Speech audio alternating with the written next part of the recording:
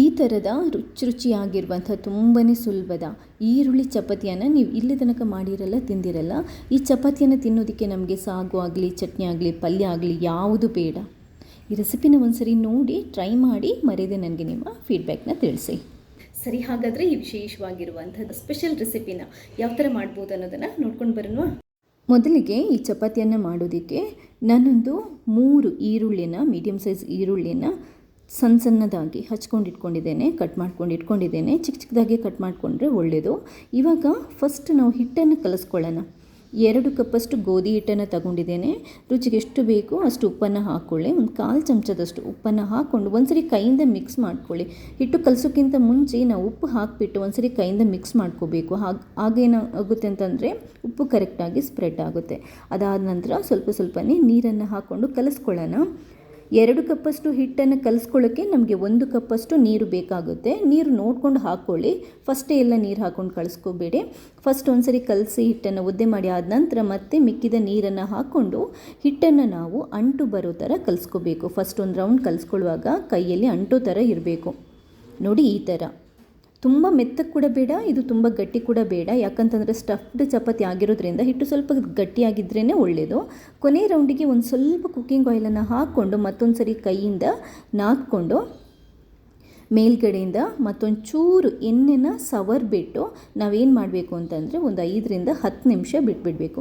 ಇದೀಗ ಹಿಟ್ಟು ಪರ್ಫೆಕ್ಟಾಗಿ ರೆಡಿ ಆಗಿದೆ. ಮೇಲ್ಗಡೆ ಒಂದು ರೌಂಡ್ ಎಣ್ಣೆನ ಕೋಟ್ ಮಾಡಿಕೊಂಡು ನಾನು ಈ ಪಾತ್ರನ ಮುಚ್ಚಿಟ್ಬಿಟ್ಟು 5 ನಿಮಿಷ ಬಿಟ್ಬಿಡ್ತೀನಿ. ಅಷ್ಟೊತ್ತಿಗೆ ನಮ್ಮ ಈರುಳ್ಳಿ ಸ್ಟಫನ್ನು ರೆಡಿ ಮಾಡ್ಕೊಳ್ಳೋಣ. ಕಟ್ ಮಾಡ್ಕೊಂಡಿರುವಂಥ ಈರುಳ್ಳಿನ ಒಂದು ಬಟ್ಟಲಿಗೆ ಹಾಕ್ಕೊಳ್ಳಿ. ಅದಾದ ನಂತರ ಒಂದು ಸ್ವಲ್ಪ ಉಪ್ಪು, ಖಾರ ಪುಡಿ, ಹಾಗೆಯೇ 1 ಹಸಿಮೆಣಸಿನ್ಕಾಯಿಯನ್ನು ಕಟ್ ಮಾಡ್ಕೊಂಡು ಹಾಕೊತಾ ಇದ್ದೇನೆ. ಮಕ್ಕಳು ತಿನ್ನುವವರಿದ್ದರೆ ಹಸಿಮೆಣಸಿನ್ಕಾಯಿ ಅವಾಯ್ಡ್ ಮಾಡಿ, ತೊಂದರೆ ಇಲ್ಲ. ಹಾಕಿಲ್ಲದಿದ್ದರೂ ಖಾರ ಪುಡಿ ಹಾಕ್ತೀವಲ್ವ. ಸ್ವಲ್ಪ ಜೀರಿಗೆ ಪುಡಿ, 1/4 ಚಮಚದಷ್ಟು ಜೀರಿಗೆ ಪುಡಿ, 1/4 ಚಮಚದಷ್ಟು ಕೊತ್ತಂಬರಿ ಪುಡಿ, ಇದೆಲ್ಲ ಮನೆಯಲ್ಲೇ ಮಾಡಿರುವಂಥದ್ದು.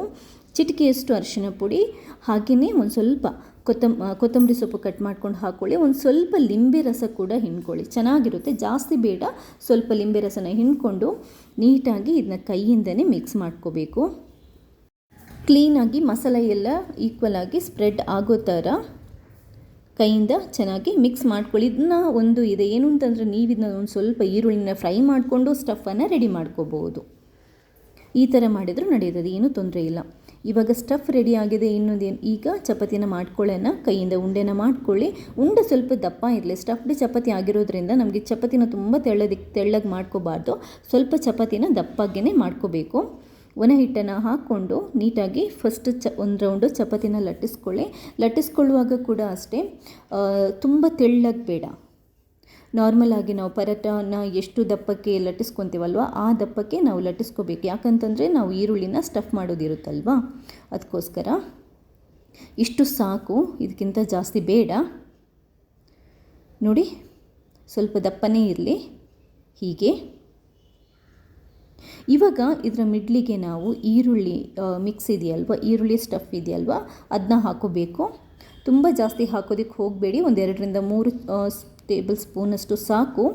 ಹಾಕ್ಕೊಂಡು ಏನು ಮಾಡಬೇಕು ಅಂತಂದರೆ ಇದನ್ನ ಈ ಥರ ರೌಂಡಾಗಿ ಎಲ್ಲ ಕಡೆಯಿಂದ ಫೋಲ್ಡ್ ಮಾಡ್ಕೋಬೇಕು. ಫೋಲ್ಡ್ ಮಾಡಿಕೊಂಡು ಲಾಕ್ ಮಾಡ್ಕೋಬೇಕು. ಮಿಡ್ಲಲ್ಲಿ, ನಡುವಲ್ಲಿ ಹೀಗೆ ಲಾಕ್ ಮಾಡಿಕೊಂಡು ಮತ್ತೆ ಒಂದು ಸ್ವಲ್ಪ ಒಣ ಹಿಟ್ಟನ್ನು ಹಾಕ್ಕೊಂಡು ಕೈಯಿಂದನೇ ತಟ್ಕೊಂಡು ನೀವು ಚಪಾತಿ ಥರ ಮಾಡಿಕೊಂಡ್ರೆ ಸಾಕು.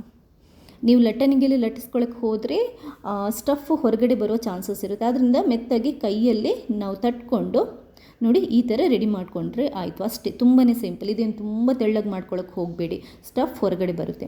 ಇವಾಗ ಕಾವಲಿನ ಚೆನ್ನಾಗಿ ಕಾಯಿಸ್ಕೊಂಡು ಅದಕ್ಕೆ ಬೇಕಾದರೆ ಸ್ವಲ್ಪ ಆಯಿಲನ್ನು ಸವರ್ಕೊಂಡು ಈ ಚಪಾತಿನ ಕಾಯಿಸ್ಕೋಬೋದು. ಮೇಲ್ಗಡೆಯಿಂದ ಬೇಕಾದರೆ ಸ್ವಲ್ಪ ತುಪ್ಪ ಅಥವಾ ಆಯಿಲನ್ನು ಸವರ್ಕೊಂಡು ನೀಟಾಗಿ 2 ಕಡೆನೂ ಕಾಯಿಸ್ಕೋಬೇಕು. ಕಾಯಿಸ್ಕೊಳ್ಳುವಾಗ ಇನ್ನೊಂದು ಏನು ಅಂತಂದರೆ ಇದನ್ನೊಂಚೂರು ಜಾಸ್ತಿನೇ ಕಾಯಿಸ್ಕೋಬೇಕು.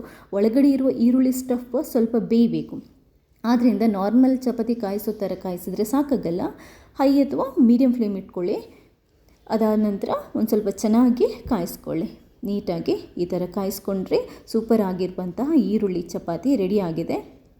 ನೋಡ್ತಾ ಇದ್ರಲ್ವ ತುಂಬಾ ಚೆನ್ನಾಗಿ ಬಂದಿದೆ, ತುಂಬಾ ಪರ್ಫೆಕ್ಟಾಗಿ ಬಂದಿದೆ ಕೂಡ.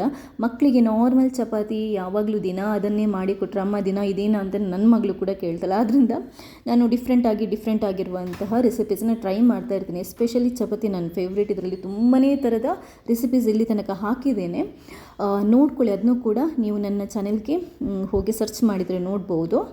ಈ ಥರ ನೀವು ಕೂಡ ಮಾಡಿಕೊಡಿ, ತುಂಬಾ ಇಷ್ಟಪಡ್ತಾರೆ ಎಲ್ಲರೂ. ಮತ್ತು ಇದನ್ನ ತಿನ್ನೋದಕ್ಕೆ ನಮಗೆ ಸಪ್ರೇಟಾಗಿ ಜಾಸ್ತಿ ಪಲ್ಯ ಬೇಕು, ಚಟ್ನಿ ಬೇಕು, ಸಾಗು ಬೇಕು, ಏನು ಬೇಡ. ಸ್ವಲ್ಪ ಟೊಮೆಟೊ ಸಾಸ್ ಅಥವಾ ಕೆಚಪ್ ಇದ್ದರೂ ಸಾಕು, ಮಕ್ಕಳು ಖುಷಿಯಿಂದ ತಿಂತಾರೆ.